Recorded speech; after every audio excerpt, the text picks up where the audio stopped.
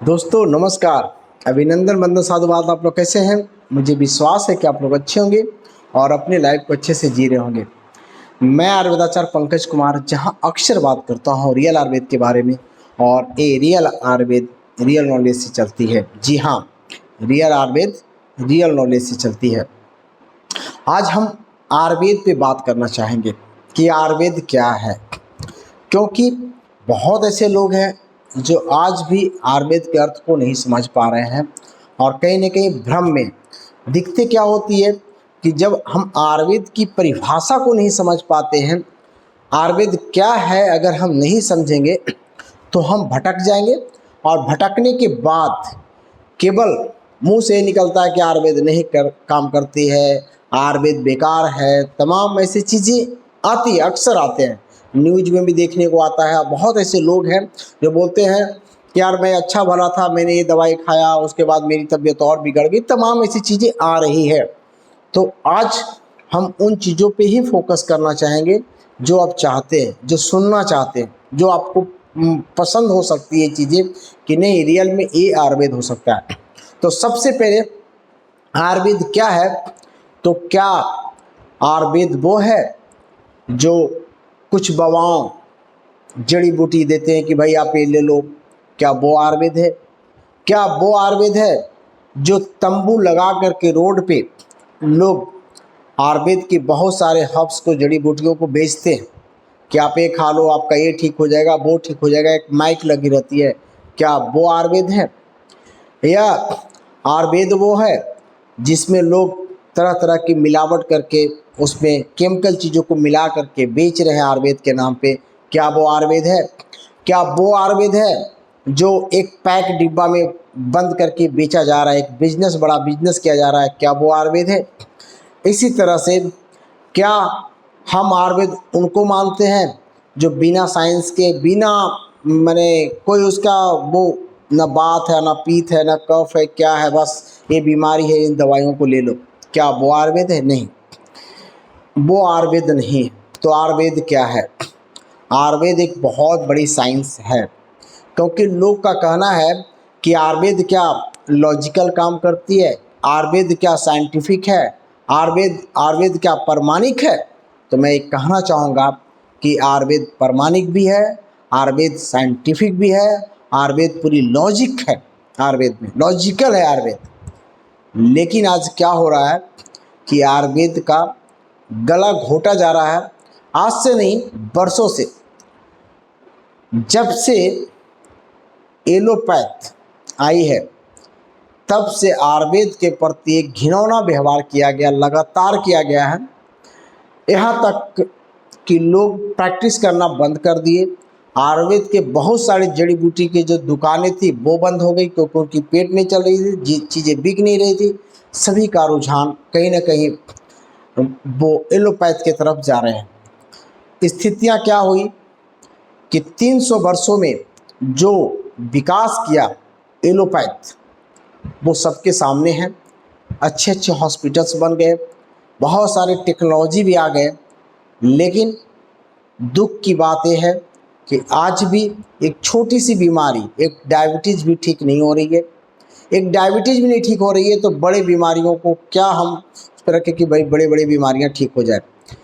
Real fact है कि आज विकास किया गया, कहीं ना कहीं हम विकास जो किए हैं तो पेन मैनेजमेंट कर रहे हैं, बॉडी को केवल एक मैनेज कर रहे हैं, बीमारी ठीक नहीं कर रहे हैं। तो ये क्यों हुआ? ये इसलिए हुआ कि कहीं ना कहीं जो आपका वेश था आयुर्वेद, उस पर काम नहीं किया गया। ये देखा गया है कि वर्षों से आयुर्वेद के प्रति एक जो दुर्व्यवहार किया गया है वो सबके सामने जग जाहिर है। आप देख लीजिए, जब शासन यहाँ पे ब्रिटिश के होती थे, तमाम चीज़ें होती थे, तो एलोपैथ का बोलबाला विगत 300 वर्षों से हम लगातार एलोपैथ पे रिसर्च करते जा रहे हैं।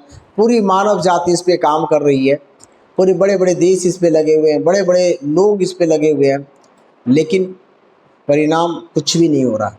परिणाम केवल ये हो रहा है कि जब तक आपकी बॉडी सपोर्ट कर रही है आप कर रहे हो, नहीं तो फेल हो रही है। तो कहीं ना कहीं हम गलत दिशा पे ज़्यादा रिसर्च किए हैं। ये मानना होगा, और अभी नहीं मान रहे हैं तो आने वाला समय में आप मान जाएंगे और ये पूरी तरह से प्रमाणित हो जाएगी। सबसे पहले मैं बात करना चाहूँगा कि इधर विगत 2 वर्षों से जो कोविड आई तो सबका क्लास ले लिया। सब लोगों का साइंस जो थे ना, उस साइंस का जो प्रभाव था कि भाई मेरे पास इतने मेडिकल चीज़ें हैं तो सब जगह त्राहिमाम हो गया। लेकिन कहीं ना कहीं एक चीज़ हम नहीं समझे जिसके वजह से चीज़ें हुई। अगर आयुर्वेद को समझा जाता, इन चीज़ों को दिया जाता तो बहुत लोग ठीक होते। क्योंकि मैं अपनाया हूँ, मुझे बेनिफिट हुआ है, मैं लोगों को बताया जिससे बहुत लोग ठीक हुए। ऐसा नहीं है, बहुत लोग ठीक हुए, लेकिन फिर भी उन चीज़ों पे फोकस नहीं किया गया।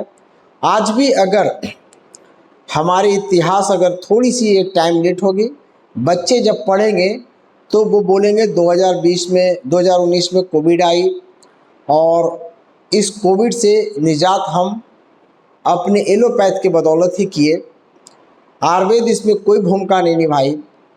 तो जब आप ये पढ़ेंगे तो आपको ये भी बिलीव होगा यार आयुर्वेद नहीं काम करती है, तभी तो इसका जिक्र नहीं आया, कहानी नहीं लिखी गई। तो ये बहुत ज़्यादा दुर्भाग्यपूर्ण है। और मैं ये कहना चाहूँगा कि आयुर्वेद का क्या स्थिति होगा ये तो समय बताएगा, लेकिन मानव की स्थिति गड़बड़ होने वाली है। मानवता नहीं बचेगी, ये चीज़ें आ रही है। मानव बुरी तरह से फंस चुका है एक बहुत बड़ी जाल में और निकल नहीं पा रहा है। और आज अगर हमें कुछ करना है तो आयुर्वेद के प्रति वो स्नेह, आयुर्वेद के प्रति वो भाव और आयुर्वेद को जानने की प्रयास किया जाए। कहीं ना कहीं हम आयुर्वेद को नहीं समझने का प्रयास कर रहे हैं, जानने का प्रयास नहीं कर रहे हैं, उससे व्यवहार सही नहीं कर रहे हैं। हम केवल एक गलत दृष्टि से देख रहे हैं कि आयुर्वेद काम करती नहीं है। लेकिन मैं बोलना चाहूँगा आप लोगों को कि देखिए आयुर्वेद अपने सिस्टम पे वो है, आप उसमें जब काम नहीं करेंगे, कुछ उसमें योगदान नहीं देंगे तो वो चीज़ें बढ़ेगी कैसे। जैसे आज टेक्नोलॉजी पे जो लोग ध्यान दिए तो टेक्नोलॉजी बढ़ गई, अगर हम उस पर नहीं ध्यान दिए होते तो वो भी नहीं बढ़ी होती। तो कहीं ना कहीं जब मानव विकास कर रहे थे टेक्नोलॉजी के बिहेव पे, तो हमें वैसे स्थिति में भी आयुर्वेद पे काम करने की ज़रूरत थी, फोकस करने की ज़रूरत थी। अगर हम फोकस किए होते तो रियल में आयुर्वेद बढ़ गया होता और आज हमारी पद्धति पूरी तरह से स्ट्रॉन्ग हो गई होती।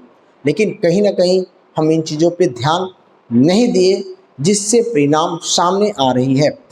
तो मैं ये कहना चाहूँगा कि आयुर्वेद पूरी तरह से प्रमाणिक है, लेकिन कैसे? जब हम आयुर्वेद के नियमों को जानेंगे। आयुर्वेद में बहुत सारे नियम बताएंगे। आयुर्वेद में वात पित्त कफ बताया गया, 3 दोष बताए गए हैं। आयुर्वेद में 13 तरह की आपकी अग्नि बताई गई है। आयुर्वेद में वृद्धाहार के बारे में बताया गया है। आयुर्वेद में दिनचर्या के बारे में बताया गया है। आयुर्वेद में ऋतुचर्या के बारे में बताया गया है। आयुर्वेद में आपकी रात्रिचर्या के बारे में बताया गया है कि रात्रि में जीवन आपकी कैसी बिताना चाहिए, दिन में कैसे रहना चाहिए, ऋतु परिवर्तन हो तो क्या करना चाहिए।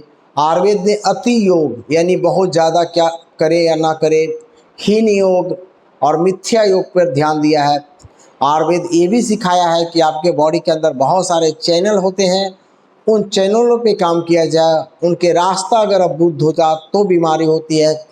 आयुर्वेद हमें आयुर्वेद धातु लेवल पे बताया है कि हमारे बॉडी के अंदर 7 धातुएं होती है।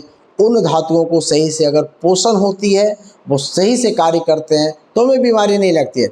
तो तमाम ऐसी चीज़ आयुर्वेद ने बताया। आयुर्वेद ने बेगों के बारे में बताया गया कि आपके पास बहुत सारे बेग होते हैं जिसको हम धारण करते हैं तो बीमारियां होती है।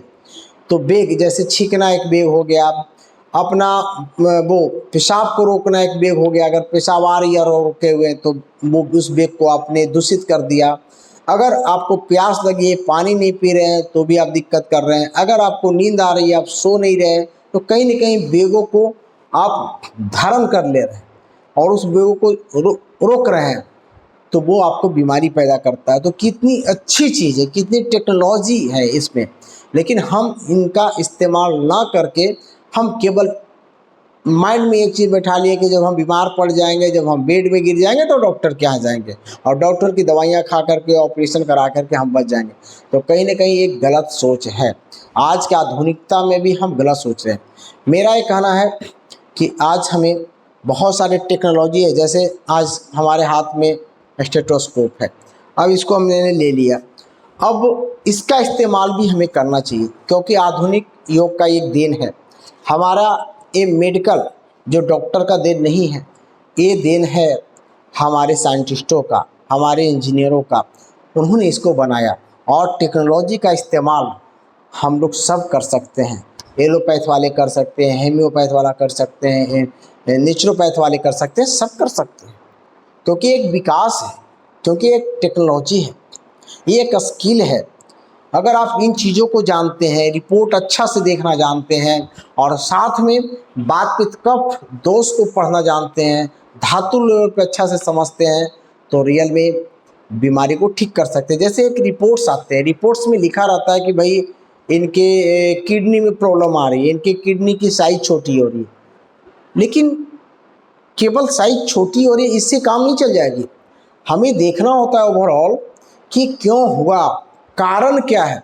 तो अगर हम आयुर्वेद के दृष्टिकोण से उसको देखते हैं तो कारण समझ में आता है, क्योंकि उससे हेतु पूछते हैं कि क्या हुआ, कैसे आप रहते हो, क्या खाते हो, कैसे सोते हो, क्या पसंद है, किस ऋतु में आपको दिक्कत होती है। तो इन सभी चीज़ों को पूछने के बाद एक कारण निकल के आती है कि यार ये वजह रहा होगा इनको बीमार होने का। दूसरी बात है कि रिपोर्ट्स भी सामने हैं, तो अगर दोनों चीज़ों को हम ऐड कर देंगे तो हम स्ट्रॉन्ग बन जाएंगे, हम रियल में बिग परफेक्ट काम कर पाएंगे।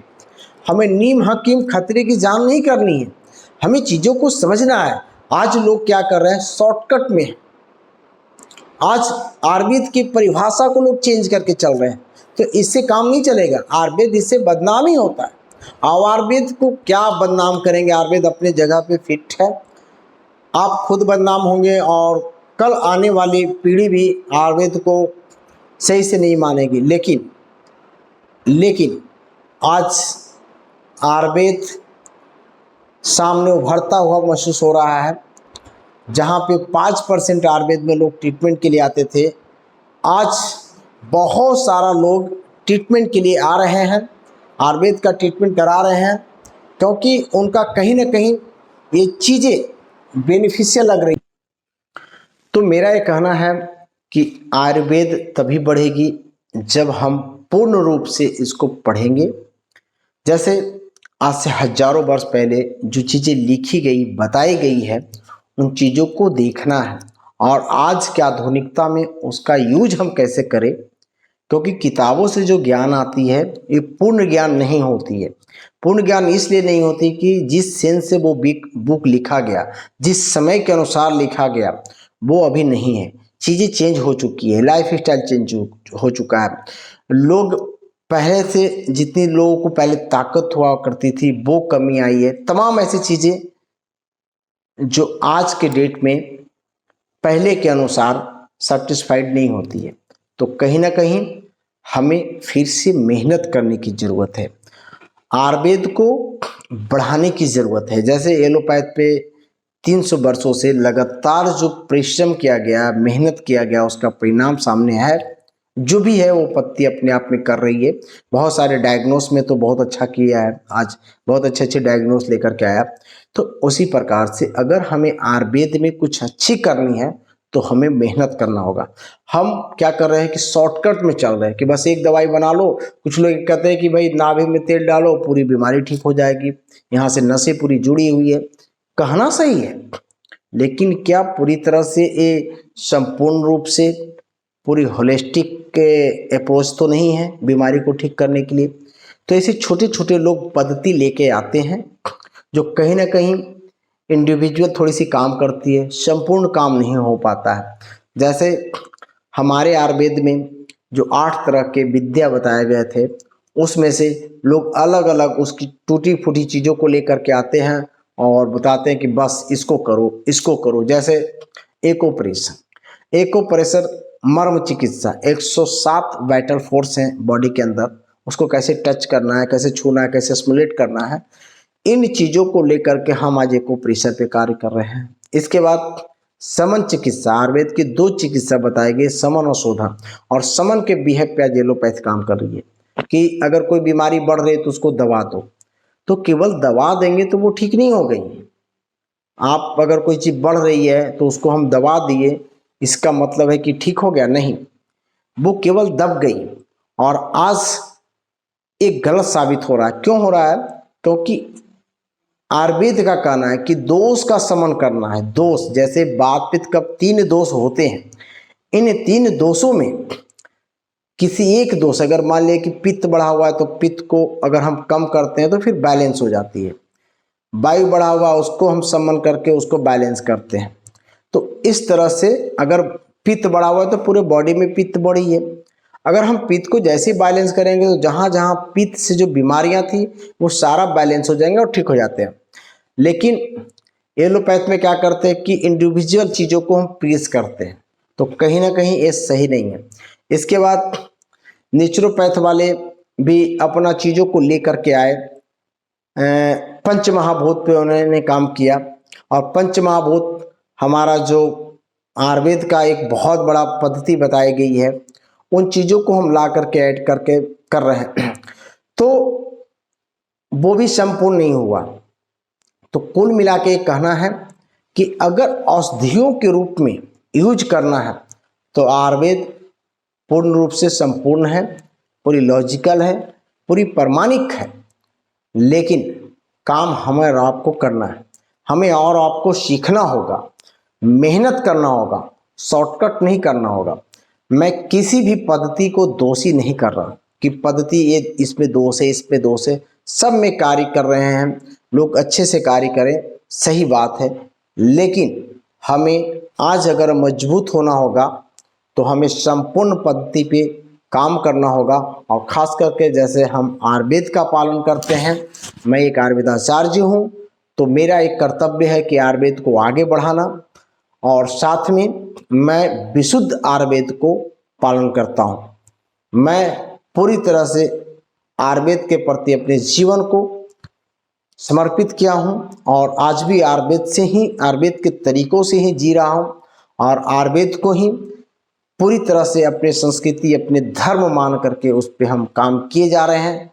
उसका परिणाम आज ये है कि लोग पहले बोलते थे कि आयुर्वेद स्लो काम करती है, लेकिन आज वो बातें झूठी साबित हो रही है। आयुर्वेद बहुत फास्ट काम कर रही है, कभी कभी तो इतनी फास्ट करती है कि लोग सोचने के लिए मजबूर हो जाते हैं कि आयुर्वेद भी इतनी फास्ट करती है।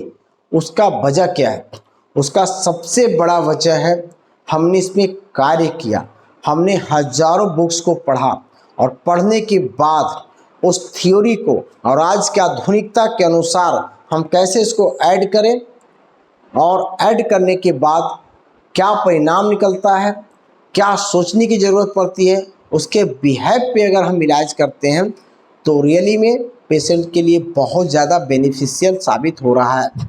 आज ये देखा जा रहा है कि तमाम बड़ी से बड़ी बीमारियां, बड़ी से बड़ी चीज़ों को आसानी से ठीक किया जा रहा है और लोग ठीक हो रहे हैं। तो ये बातें तो सही है। आज हमें लोगों को दवा देने की ज़रूरत नहीं है, लोगों को एजुकेट करने की ज़रूरत। एजुकेशन की सबसे बड़ी कमी है। देखिए, आज भारत में तरह तरह के वैद्य, हकीम, डॉक्टर्स हैं, काम भी कर रहे हैं, लोगों को ठीक भी कर रहे हैं, लेकिन कब तक और कैसे? क्योंकि एक लोग पूरे भारत को सुखमय नहीं बना सकता, एक लोग पूरे भारत को ठीक नहीं कर सकता है। उसके लिए बहुत सारे लोगों की ज़रूरत है, काम करने की ज़रूरत है। तो मैं अपना संपूर्ण जो ज्ञान है, मैंने जिसे प्राप्त किया, जिसके साथ मैंने जिया, उन चीज़ों को लोगों के साथ शेयर करना चाहता हूँ, लोगों को बताना चाहता हूँ कि आप लो, इसको सीखो और सीखने के बाद आपकी जीवन बदलेगी, आपकी सोच बदलेगी और आयुर्वेद के प्रति जो भावना है वो भावना आपकी बदल जाएगी। आयुर्वेद से आपको लगाव हो जाएगा, उससे प्रेम हो जाएगा और रियली में जिससे आपको प्रेम हो जाता है वो चीज़ आपको प्राप्त हो जाता है। तो मेरा ये कहना है कि आयुर्वेद के प्रति प्यार बढ़ानी है, लगाव बढ़ानी है और आयुर्वेद को सीखनी है, क्योंकि आयुर्वेद को अगर आप नहीं सीखते हैं तो आने वाला समय मानव के लिए एक बहुत बड़ा श्राप साबित होगा। इसलिए मैं सबको अभिनंदन करना चाहता हूं और सबको आह्वान करना चाहता हूं कि आप आइए रियल आयुर्वेद को सीखिए, क्योंकि आज हमें आयुर्वेद की नहीं रियल आयुर्वेद की ज़रूरत है। रियल आयुर्वेद की इसलिए ज़रूरत है कि रियल आयुर्वेद रियल नॉलेज के बिहेव से ही चलते हैं। अगर आपकी नॉलेज राइट नहीं है तो फिर रियल आयुर्वेद काम नहीं करती है। इसलिए आपको मजबूर होना पड़ता है सीखने के लिए, अच्छी चीज़ों को जानने के लिए। शॉर्टकट कुछ भी नहीं कि बस शॉर्टकट कर लिया काम चल गया। इसलिए आज हमें कार्य करने की ज़रूरत है। मैं मेहनत कर रहा हूँ। आज मेरे पास 250-300 एजुकेटर्स हो गए हैं और वो सारे एजुकेटर्स बहुत अच्छे कार्य कर रहे हैं, चीज़ों को सीख रहे हैं, एजुकेट हो रहे हैं और उस एजुकेशन के बिहेव पे आज लोग साल भर से अब हॉस्पिटल तक के भूल गए। डॉक्टर की बोर्ड हट रही है, तो इसे हम बोलते हैं be your own doctor, खुद का डॉक्टर बने। लोग तो वो बोलते हैं कि डॉक्टर बन जाओ, खुद का डॉक्टर बन जाओ, लेकिन हम कैसे बन सकते हैं? क्योंकि कहीं ना कहीं नॉलेज की ज़रूरत है उसको सीखने के लिए, अपने आप के डॉक्टर बनने के लिए। केवल इस बिहेव पे हम डॉक्टर किसी को नहीं बना सकते हैं कि बस खूब पानी पियो आप स्वस्थ हो जाओगे, खूब हरी हरी जूस पियो आप स्वस्थ रहोगे, खूब फल खाओ आप स्वस्थ रहोगे। इसके बिहेव पे डॉक्टर नहीं बना जा सकता है।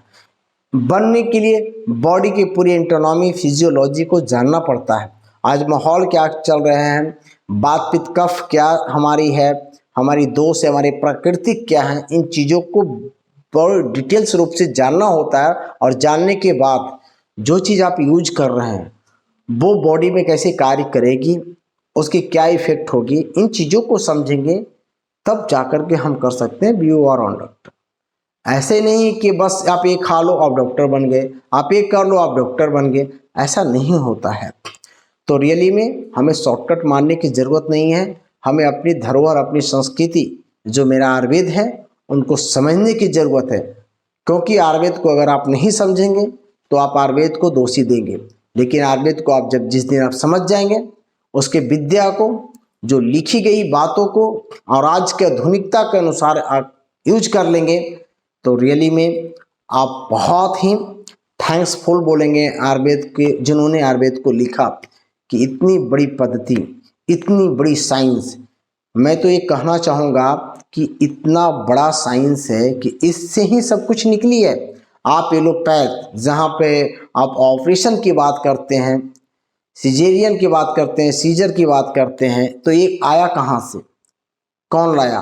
तो हमारे एक महान ऋषि मुनि महर्षि सुश्रुत, जिन्होंने सिखाया लोगों को, पूरी दुनिया को सिखाया कि ऑपरेशन क्या है ना, जिसको हम शल्य चिकित्सा बोलते हैं आपके आयुर्वेद में।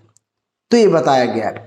आयुर्वेद ने आपको भूत विद्या भी बताई, तमाम ऐसी विद्याएं बताए हैं जिसके बिहेव पे आज कार्य हो रही है।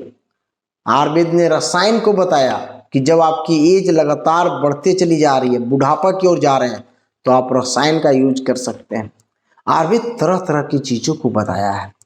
तो मुझे लगता है कि आयुर्वेद अपने आप में औषधीय के रूप में संपूर्ण विज्ञान है, औषधियों के रूप में।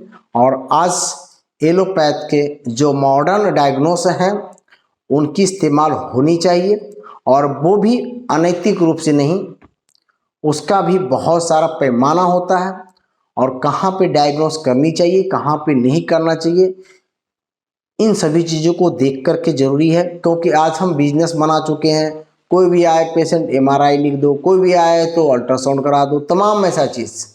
ठीक है, आप बीमारी को जानना चाहते हैं, करना भी चाहिए, लेकिन बिना मतलब के बहुत सारे जांचें लिखी जाती है, जिससे पेशेंट को फ़ायदा तो कुछ होता नहीं, केवल जांच करा करा के लोग थक जाते हैं और बाद में पता चलता है कि इनको कुछ बीमारी ही नहीं है, लेकिन वो परेशान है।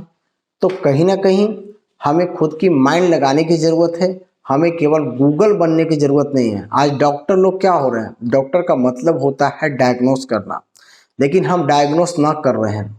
हम क्या कर रहे हैं, रिपोर्ट पे आधारित हो गए हैं, हम पंगु हो गए हैं, हम सोचते नहीं हैं, दिमाग लगाने की ज़रूरत ही नहीं है। जो मशीन ने बोला उस पर कार्य कर दो, अगर मशीन बोलता है तो करो, नहीं तो नहीं है। बहुत ऐसे लोग हैं जिनकी कुछ रिपोर्ट्स आती नहीं है, लेकिन वो परेशान रहते हैं। डॉक्टर ही जाते बोलते हैं आपको कुछ बीमारी ही नहीं है, लेकिन वो परेशान क्यों है, ये डायग्नोस करने की ज़रूरत है। इसलिए आयुर्वेद में बहुत ऐसे नियम बताए गए हैं डायग्नोस का, जिसके आधार पे पेशेंट को ये बताया जाता है कि आपको ये प्रॉब्लम है, और मैं उसी आधार पे आज ऑनलाइन बिना देखे हुए लोगों को ठीक कर रहे हैं। हम तो 95% लोगों का चेहरा तक नहीं देखते हैं, केवल उनकी बातों को समझते हैं, उनकी रिपोर्ट्स कुछ आते हैं, उसमें एनालिसिस करते हैं, कुछ चीज़ों को ढूंढते हैं कि आखिर ये बीमार क्यों पड़ा। और जब पता चलता है कि ये वजह से बीमार हुए हैं, तो उन वजहों को जो दूर किया जाता है, उनको उन डाइटों पे रखा जाता है, उनको उस परहेज पे रखा जाता है जिसके बिहेव से वो ठीक हो जाते हैं। तो मेरा कहना है कि घर घर आप अगर एजुकेटर बनाते हैं, एजुकेशन देते हैं आयुर्वेद का, वो भी रियल आयुर्वेद का, तो रियल में आप तो धन्य होंगे ही होंगे, और संपूर्ण भारत इससे धन्यवान हो जाएगा। क्योंकि आज इलाज के क्षेत्र में सबसे ज़्यादा पैसा खर्च हो रहा है हम भारतीयों का, बहुत सारे पैसे। हमें तो ये लगता है कि बहुत ऐसे लोग हैं जो गरीब हो जाते हैं, गरीबी रेखा के नीचे चले जाते हैं। क्या चीज़ में भाई, तो इलाज कराने की पर्पज़ से उनकी ज़मीनें बिक जाती हैं, तमाम ऐसे चीज़ उनके साथ होता है। तो मेरा ये कहना है कि आइए मिल करके हमें आयुर्वेद को सीखना चाहिए, और अपनी जो पुरानी धरोहर संस्कृति है, जो एक बहुत बड़ा वरदान साबित होगा आज के आधुनिकता में, तो क्या इसको छोड़ना चाहिए? हमें तो नहीं लगता है कि इसे छोड़ने की ज़रूरत है। इसे जोर से पकड़ने की ज़रूरत है और समझने की ज़रूरत है। इसलिए प्रत्येक घर में अगर एक वैद्य हो जाए, प्रत्येक घर में एक एजुकेटर हो जाए, तो रियली में आज आयुर्वेद का तो कल्याण होगा ही होगा, और मानव जाति पूर्ण रूप से स्वस्थ हो सकता है। मानव जाति जो नष्ट की ओर चला जा रहा है, इतना विकास के बाद भी वो रुक सकता है, और तमाम चीज़ें पूरी परिवर्तन हो सकती है। अगर संसार को रोग मुक्त करना है, तो हमें अपने पुरानी से जो सभ्यता है, पुरानी जो पद्धति है, उसके प्रति प्रेम बढ़ाना होगा, लगाव करना होगा, और खास करके इन पद्धतियों को चलाना कैसे है, कैसे लोगों को स्वस्थ करना है, उसके लिए हमें आयुर्वेद सीखना जरूरी है। आज लोग बहुत ऐसे हैं जो पद्धति अपनाते हैं, पानी पीने का नियम वगैरह करते हैं, लेकिन फिर भी वो बीमार रहते हैं। तो कहीं ना कहीं उनका राइट वे नहीं है, वो गलत तरीका से पानी पीते रहते हैं और सोचते हैं कि हम बहुत अच्छा कर रहे हैं। बहुत ऐसे लोग हैं बिना मतलब के उपवास करते रहते हैं, बीमार हो जाते हैं। बहुत लोग खूब पानी पी पी के बीमार हो गए। कुछ लोग ऐसे पद्धति अपनाए कि पानी पीते नहीं, उससे बीमार हो जा रहे हैं। कुछ लोग ऐसे हैं कि गलत तरीका से आयुर्वेद को सोच लिए हैं, बताया कुछ जा रहा है, समझ कुछ रहे हैं, कर कुछ रहे हैं, तो परिणाम सामने आते नहीं है, तो हम केवल दोष देते हैं। इसलिए मेरा सबसे कहना है कि दोष देने की ज़रूरत नहीं है, करने की ज़रूरत है, परिश्रम करने की ज़रूरत है। आज हमने लगातार परिश्रम किए तो परिणाम सामने हैं। बहुत लोग ठीक हुए हैं, ऐसा नहीं है कि लोग ठीक नहीं हो रहे, बहुत लोग ठीक हो रहे हैं और बहुत लोगों की जीवन बदली है। इसलिए हमें और आप मिल करके कुछ करने की ज़रूरत है, आगे बढ़ने की ज़रूरत है। और ख़ास करके मैं ये कहना चाहूँगा कि आपका ये आयुर्वेद कहीं ना कहीं लोग शुरू से ही बदनाम कर रहे हैं आयुर्वेद को, शुरू से ही। आप देखिए ना, नालंदा विश्वविद्यालय में आग लगाई गई, आयुर्वेद को जलाया गया, आयुर्वेद टूटी फूटी रूप में प्राप्त हुआ। बहुत ऐसे बुक्स हैं जो मिलती ही नहीं हैं, बहुत ऐसे बातें हैं जो छुपाई गई, तमाम ऐसी चीज, यानी लगातार आयुर्वेद को नीचा दिखाया गया, लगातार आयुर्वेद को धक्का दिया गया। उससे किसका नुकसान हुआ?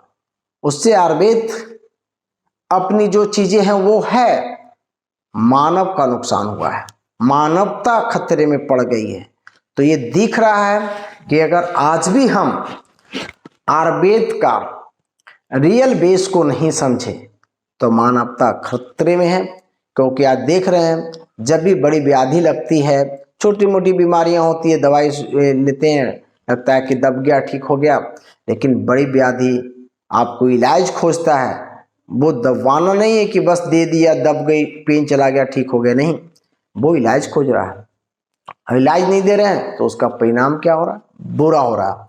तो कहीं ना कहीं हमें आगे बढ़ के काम करने की जरूरत है। देखिए ना, हमारे भारत में आयुर्वेद का एक बेस है, BAMS, bachelor of Ayurvedic medicine and surgery. अब क्या हो रहा है, इसमें भी आयुर्वेद के प्रति दुर्व्यवहार किया गया है। आज BAMS करने के बाद बहुत सारे जो डॉक्टर्स हैं वो एलोपैथ मेडिसिन लिखते हैं। बहुत सारे ऐसे डॉक्टर हैं जो कंपाउंडर की नौकरी कर रहे हैं। बहुत सारे ऐसे डॉक्टर हैं जो रियल में अपना जो मेन बेस जिसके लिए वो गए थे उनको छोड़ करके दूसरे पद्धतियों पे काम कर रहे हैं।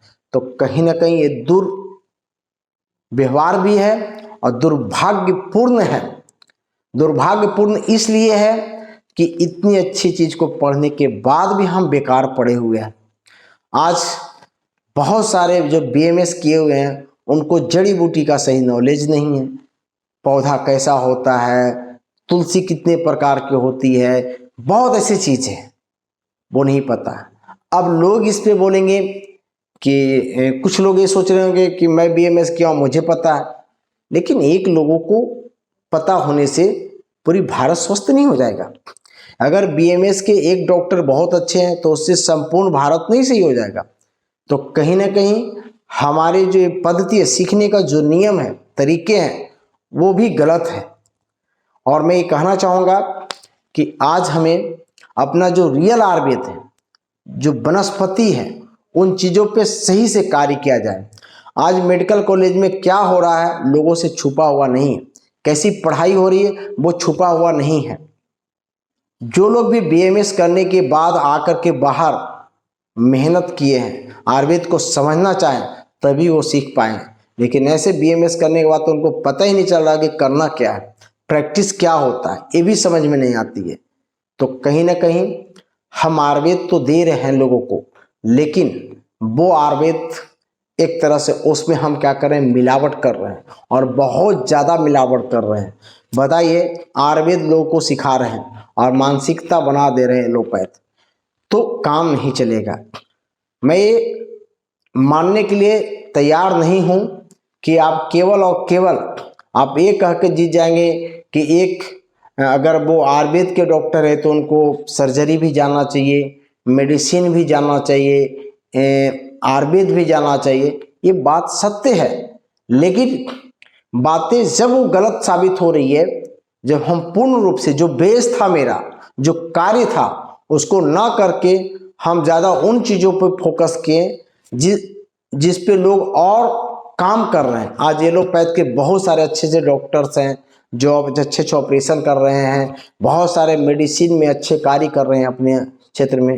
तो क्यों हम आयुर्वेद के जो BAMS क्षेत्र है उसको खराब कर रहे हैं? क्यों न हमको उसको शुद्ध आयुर्वेद में उसको बदलना चाहिए? क्यों ना हम उसे केवल सर्जरी के जो पार्ट दे रहे हैं वो नहीं देना चाहिए? हमें तो ये लगता है उनको रियल आयुर्वेद सिखाने की जरूरत है, जिसकी अति आवश्यकता है। क्योंकि आज बहुत सारे डॉक्टर्स हैं जो अच्छे ऑपरेशन कर रहे हैं, एलोपैथ वाले, ऐसे नहीं है कि नहीं कर रहे हैं। उनकी टेक्नोलॉजी भी फाइन है और उनके हाथ की सफाई भी बहुत अच्छी चल रही है, स्किल भी बहुत अच्छा है।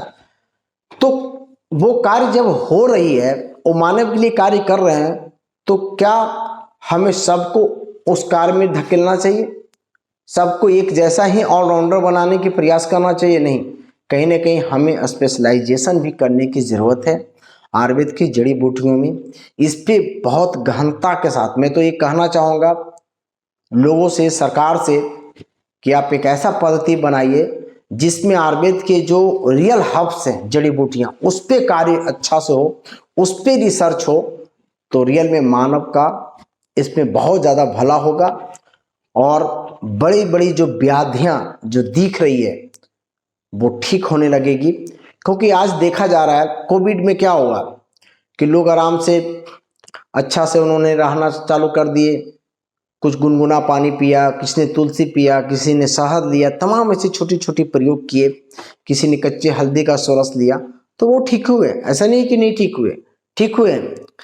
और ये भी साबित हो गया और कोविड ये बता दिया कि ये मानव जिस पे तुम गुमान कर रहे हो, जिसके बिहेव पे सोच रहे हो कि दुनिया हम संपूर्ण जी लेंगे, जीत लेंगे, तो ये गलत है। वो एक मैसेज दिया गया और आज भी मानव इस चीज पे अगर वो जगे नहीं तो कहीं ना कहीं मानवता के लिए बहुत बड़ा खतरा होगा। इसलिए आज हमें आयुर्वेद को बढ़ाने की जरूरत है। तो चलिए, ये सब चीजें सरकार करेगी ना करेगी, हम कितना आशा करेंगे उस पर, लेकिन हम आप लोगों को बताना चाहते हैं कि अपनी पद्धति को आप स्ट्रॉन्ग कीजिए, आप मेरे साथ जुड़िए, क्योंकि मैं पूरे खुले दिल से सिखा रहा हूँ और बहुत लोग सीख रहे हैं। केवल संडे का संडे टाइम दिया जाता है, 2 घंटा टाइम देंगे, 6 महीना साल भर, तो संपूर्ण रूप से आयुर्वेद को एक अच्छे तरीका से समझ पाएंगे और अपनी व्याधि तो दूर करेंगे ही करेंगे, लोगों को भी ठीक कर देंगे। उससे आपको बहुत ज़्यादा बेनिफिट होगा, उससे लोगों का दुआएं भी आपके साथ रहेगी। इसके बाद आपकी इज्जत मान सम्मान बढ़ेंगे और कुछ पैसे भी आपको अर्जित हो सकता है, क्योंकि बिना इकोनॉमी का कुछ नहीं हो सकता है, क्योंकि ये आर्थिक युग है। कुछ लोग ऐसे बोलेंगे कि सर आपको तो फ्री सिखाना चाहिए। आज यूट्यूब पे बहुत सारे वीडियोज हैं, उसको आप सुनिए, देखिए।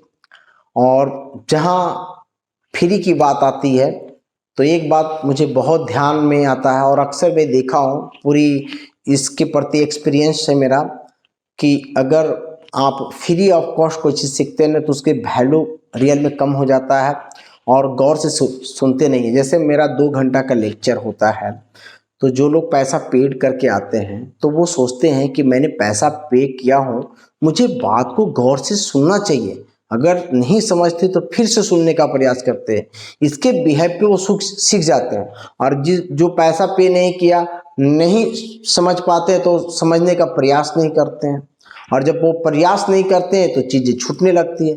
हाँ, 5-10 लोग 20 लोग ऐसे हैं जिनके पास पैसा नहीं है लेकिन वो गहराइयों से सीखना चाहते हैं, वो सीखते भी हैं। तो 5 लोगों से दुनिया नहीं चल जाएगी। हमें ओवरऑल एक जनरलाइज करना है कि ज़्यादा किस मानसिकता के लोग जुड़ते हैं। ज़्यादा मानसिकता है कि भाई पैसा देंगे तो ज़्यादा वो सीखेंगे, सीखने का प्रयास करेंगे। बहुत कम ऐसे लोग हैं जो बाहरी रोशनी में पढ़ते हैं, अपना लाइट नहीं भी रहते घर में, किसी का लाइट जलता रहता है उसके नज़दीक जाकर को पढ़ते हैं। तो इसमें 1-2% लोग होते हैं, लेकिन 99% कैसे लोग होते हैं जो अपना तरीका को बदलते रहते हैं। वो बेसिक ज़िंदगी को जीना नहीं चाहते हैं और महत्व नहीं देते हैं। तो कहीं ना कहीं हमें अपने तरीका, जो एक रियल चीज़ है, क्योंकि फ्री फ्री फ्री करते रहते हैं कि भाई ये चीज़ फ्री है, वो चीज़ फ्री है, तो फ्री में तो सब कुछ की वैल्यू ही खत्म हो जाता है। इसलिए अगर आयुर्वेद को बढ़ाना है तो पूरे शुद्ध मन से, सही तरीका से और आज के आधुनिकता के अनुसार सब कुछ सोचना होगा। इकोनॉमी भी सोचना होगा कि कैसे हमें आगे बढ़ना होगा, उसके लिए कितने पैसे की आवश्यकता है वो भी सोचना होगा। मानव के प्रति एक जो भाव होती है उसे भी रखना होगा। यानी कुल मिलाकर एक सही डिसीजन के साथ चलना है। और आइए साथ में मिल करके एक बड़ा काम किया जा सकता है। पूरी दुनिया में हम रियल आयुर्वेद को प्रस्थापित कर सकते हैं और ये साबित कर सकते हैं कि आयुर्वेद पहले भी महान था, अब भी महान है और आने वाला समय में भी महान रहेगा। So thank you. मैं फिर से दूसरे वीडियो के साथ मिलूंगा। ये वीडियो थोड़ी सी लंबी हुई है, लेकिन आप जरूर सुनिएगा, और आपको जब अच्छा लगे तो जरूर एक छोटा सा कमेंट कर लीजिएगा, क्योंकि उससे हमारी हौसला बढ़ती है। हमें ऐसा फील होता है कि जो बात मैं बोला वो सही साबित हो रही है, क्योंकि आपके वेरिफिकेशन से ही चीज़ें अच्छी दिखती हैं। हाँ, कुछ ऐसे लोग हैं जो परफेक्ट चीज़ को भी मानने के लिए तैयार नहीं है, तो मैं उन चीज़ों पे ध्यान भी नहीं देता हूँ और देना भी नहीं चाहिए। लेकिन हाँ, बहुत ऐसे लोग हैं जिनकी सपोर्ट आती है, तो प्लीज़ आप लोग सपोर्ट कीजिए, बस रियल आयुर्वेद में अच्छे कमेंट करके, और जो आपके साथ बीता हो उन चीज़ों को कीजिए। मैं ये नहीं कहूँगा कि झूठी बड़ाई नहीं करनी है ना, तो वो करें। और फिर से हम मिलते हैं, जब तक के लिए जय हिंद, जय भारत, जय आरोग्य तत्व, जय रियल आयुर्वेद। Thank you.